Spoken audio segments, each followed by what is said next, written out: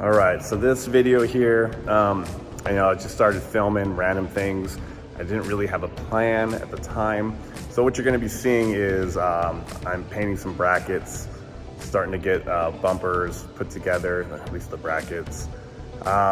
Mess with the subframe, dimensions and things like that. So like I said, it's kind of a random video here, but I wanna just keep you guys updated and I'm about to start filming the next video. Hopefully it'll be the front end being put together. But for now, check it out. Hope you guys enjoy, and we'll see you on the next one. All right, so I'm gonna be hitting these today. We'll primer them up first. Can you see me? This VHT primer, and then we'll hit it with some black. We got these are rear bumper brackets, front brake line brackets, and then this is the trunk lock bracket. So these were in good condition. Instead of buying them new, had them sandblasted, already waxed and de-waxed, degreased them, and I'm gonna hit them now with some primer, like my Vice Grip garage shirt. So it is Super Bowl Sunday. Yeah, I'll be watching it, but first we gotta do some work. All right, let's do it.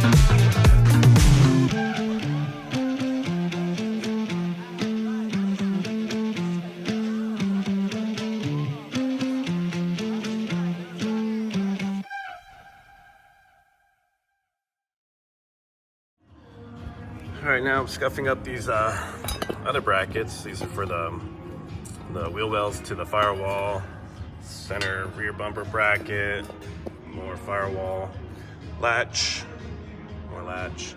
So I'm scuffing them up because they have the that black coating. I forget what it's called right now, but these are good enough to just scratch up with a red pad here, and then I can just paint them. So I'm getting that done. We'll hang them up and get them painted satin black.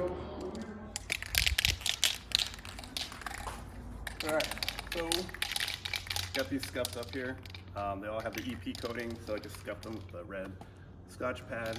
It's gonna hit them 2 light coats, 1 medium coat. Call it a day. Yeah, let's get it done.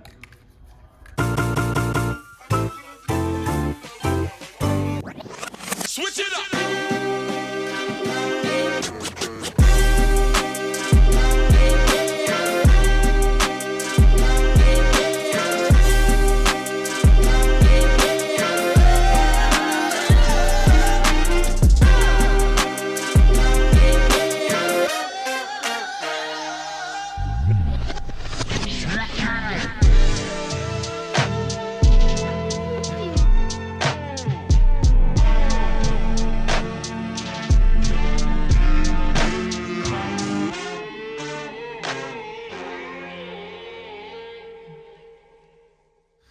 You know, guys, I'm no Michelangelo, but I think these came out pretty well.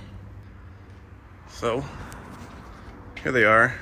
Some miscellaneous pieces. Some had to be primered, some just had to be scuffed up, but got them all in satin black. It's random brackets. So I think it did pretty well. You know, these are pieces that you're really not going to see much of.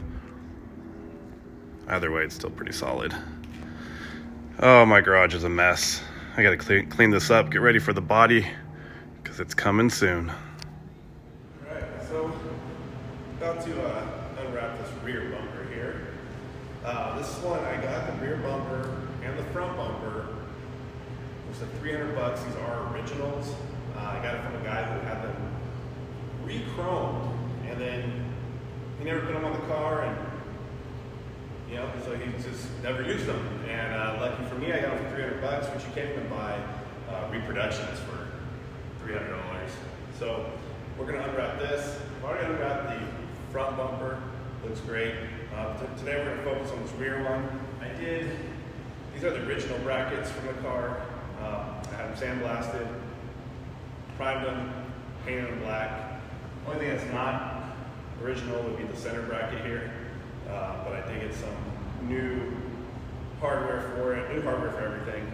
And the rivets that are supposed to go in here, but they're not rivets anymore. They look like they're rivets. So I got those from eBay. I gotta find those. But let's get this unwrapped and see what it looks like, and then we'll start pulling on the hardware.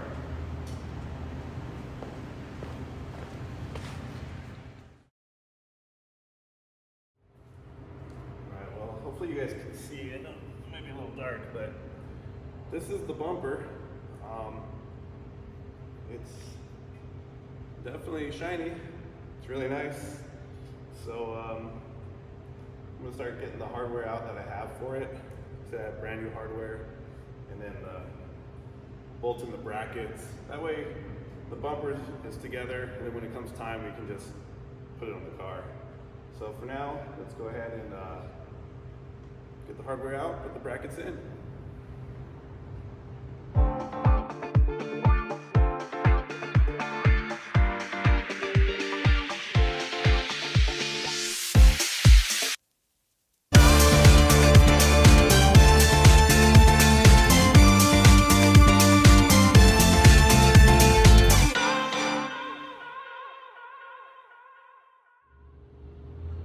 Alright, so the hardware is on.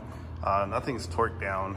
It is just on there hand tight for now. So some of it is a little loose, some's a little tighter. This has 2 bolts. This one just contains the one for now. So we got the outer, mid, I guess, center, same over there as well. And then I got these off eBay.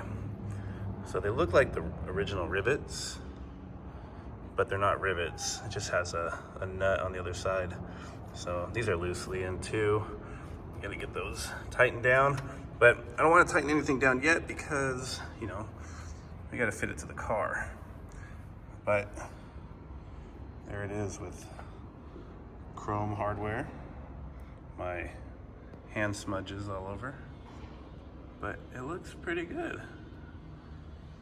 This is a very nice bumper, original, re-chromed, and got it for cheaper than reproduction ones. Wish I could. Oh, sorry guys, trying to get you the best view that I can. So there it is. Time for the front bumper now. So small update. Got the brake line. Because these clips, brackets in, nice and repainted and bolted down. Got them on both sides. Where's the other one? There it is. All right, then I also put in the brake line clip. Wasn't too bad, just put it in there, put a punch in there, and stayed. So, pretty good. Small update. All right, so after putting some grease in the ball joints and links and all that for the front end suspension, I noticed that when I installed the, I believe it's the outer toe links in the front, that one side had more thread than the other. And I was like, that's not right. They should be pretty even maybe. So I started taking it apart, and then I noticed things weren't the same on both sides. And then I said, it's probably because I do have the steering box centered, but I don't think I adjusted the pitman arm then to the toe links and the true turn system and all that. So what I'm saying is I have to take it apart. I gotta start with the steering box, pitman arm, and then make sure the toe links on both sides are even, and then I should have a dead center suspension. So I just make up things. So we're gonna get at it. Let me show you guys here. So I've already got the outer links detached, and I've made them from there to there. So from the, I don't know what they call it, Hyman, to the Zerk fitting, I have it 16 inches on both sides. The way it was, one side was 16 and the other one was 17 and a half. That didn't make sense to me. I don't think that's right. So I'm gonna take the pitman arm off, and then going to readjust, put these back on with the tires straight, and then make sure the gearbox is dead center as well. Put the pitman arm back on, and that should make everything perfectly straight, hopefully. So I'm gonna get at it, and then I'll update you guys. All right, well, everything's back in. I didn't film it, but my camera did, so maybe I'll pull that footage from there so you guys can see what I did. But I did pull the pitman arm off, took that off, and then I loosened. You guys already saw that was undone. So then what I did was I threaded from that side and also that side, so that they're equal on this side and that side. So they're both 15 3/4. Perfect.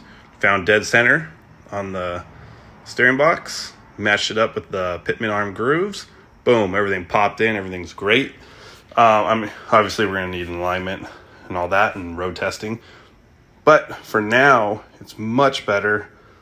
I can now adjust it equally if I need to, and not run out of threads and all that on the tie rods. So I know something small, meticulous, but I want to make sure it's right so that I don't have problems in the future. All right, so there we go, just cleaning up my own work pretty much.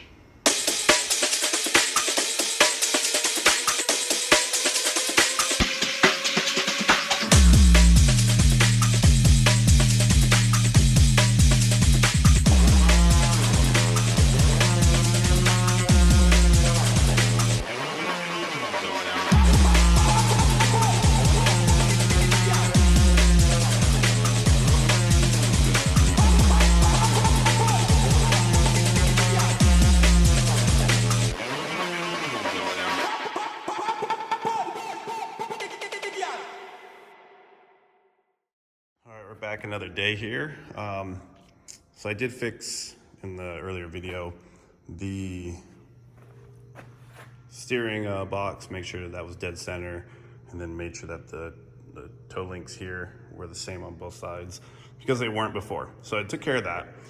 And then I was like, you know what? I threw this in, I kind of made some measurements, the subframe. I'd rather just, right now there's no motor, there's no transmission. It's easier now to plumb bob it, take some measurements, and make sure that, we're squared up. So what I did first was, look at, you like my new rims? Unfortunately, one of my wheels, the actual rim had a pinhole and it obviously was leaking air. Couldn't get it fixed. I'm not spending money to get it fixed, pretty much. So my buddy had these, I'm borrowing them for now. Anyway, so from the center cap, I first wanted to make sure my rear end was centered, dead center. So in the last video, we did that, but I decided to take another measurement. So from the center of that hub, or that axle, and I did it to the pinch weld here. So right where, I guess, the firewall or cowl or whatever this covering is. So I figured that pinch weld would be the same distance from there to the end of the rocker and my assumption was right because I did take a measurement from the end of the rocker at the bottom, brought all the way down to that pinch weld, and lo and behold, they were both dead on, same measurement. I forget the measurement. Totally forget what it was actually. But anyway, so I did the same thing here. Well, from the rocker to the pinch weld. Cool, perfect, verified that. Now I know the pinch welds are good. Let's measure from the axle, center of the axle, to the pinch weld. Well, this side was 81 inches. Perfect, I guess. I don't know. Sure, why not? This side was 81. No, it was shy. It was 81. What was it? It was either 81 and a half. No, 81 and a quarter. Yeah, this side was longer, 81 and a quarter. So, being that I have adjustable ride tech, yes, those arms, I don't know what they're called, but the trailing arms or whatever they are. So these are supposed to be the same on both sides. But I did have to shorten that one up to make sure that this matched to 81 inches, just like the other side. It was a small, what was it, maybe a quarter or half turn difference. So now I know the rear end is squared to the body. Cool. From there, I then tried to do from that center of the axle to this one. And it came out to roughly about 109. But I don't have an alignment. I know these aren't perfect. I know these are adjustable. I know I don't have them perfectly straight and all that. So after measuring that a couple times, I was like, nope, not a good point to measure from. Cool, got my plumb bobs out. Got them hanging here. So I went from the alignment hole there, and I try to make it the same on the other side. So right there as well. Have those drop down, put a mark on the floor, and on the bottom, let's see if we can get a good view here. So there's a little hole somewhere over there. I don't know, well, you can see my tape right there. So there's a hole there, and it's on both sides. So I figured, well, those are probably good holes to line up by. Why not? Plumb bobbed it. Cool, made my marks. So I just did the X, and so from here, this side, from the rear driver to the front passenger, it's 78 and 3/8.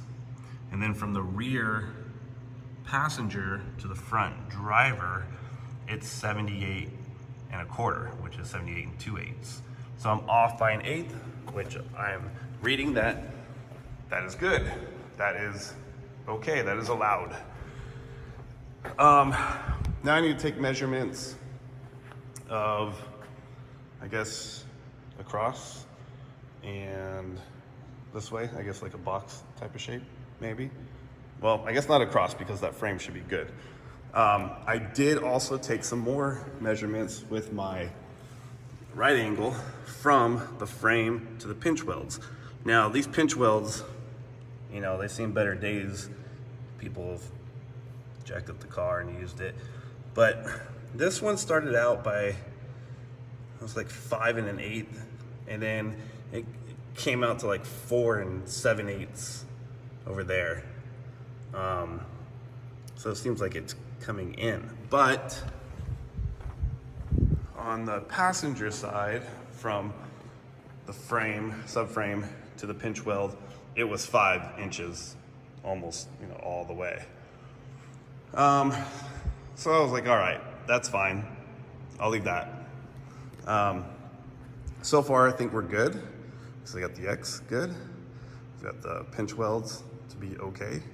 I've got there to that pinch weld, good, 81, and all that stuff. So let's now measure from here to here and see if we get the same on both sides. All right, let me do that and I'll be right back. Okay, we're back. So I did take the measurement from passenger front to the rear, and I had 68 and 5/8. And then the driver side to the rear was 68 and 3/8. So we're off by 2/8, which is a 1/4 inch.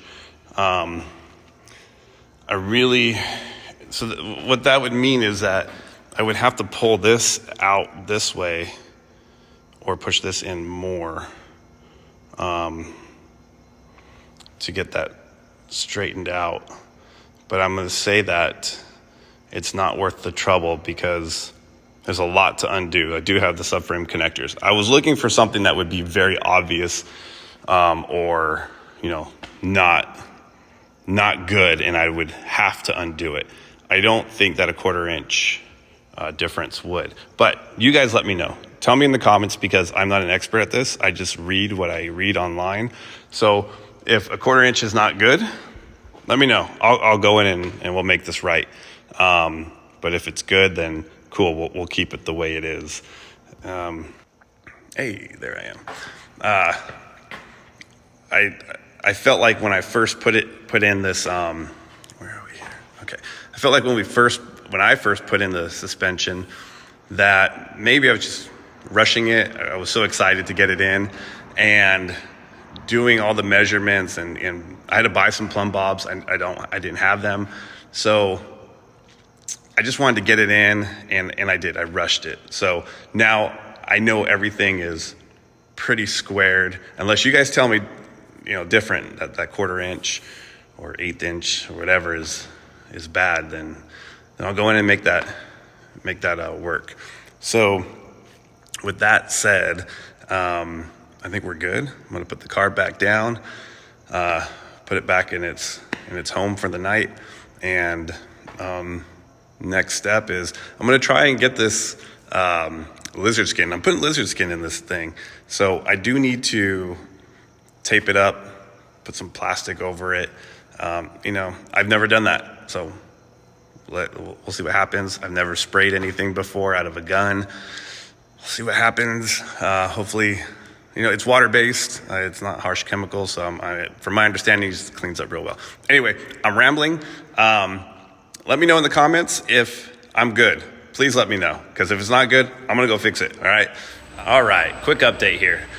So I haven't been able to sleep the past few nights. I wasn't really happy with the measurements I got from the subframe. You guys heard what the measurements were.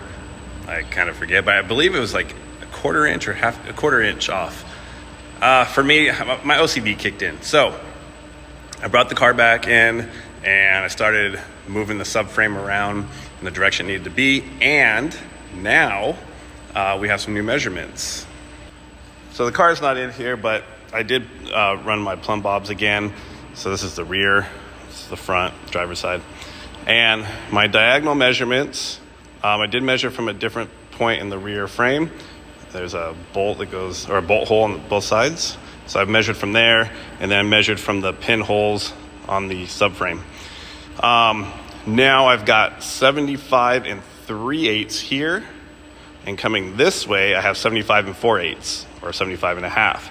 So I'm off by 1/8, which if you take that, the tolerance is divide those by 2, divide the tolerance by 2. So that gives me a 1/16 of an inch tolerance. So I am much happier with that. These numbers as well are only off by, I don't know if it was an 1/8 or a 1/16. But either way, measurements are much better. I know we're staring at blue tape and a floor. That's great. But I'm happy to say that I can now sleep and we can move forward with the project. Other than that, guys, like they say in YouTube land, like, subscribe, comment, please. I really appreciate it. I'm just trying to get this channel going, and hopefully we can do some more projects in the future. All right. Thanks, guys. We'll see you.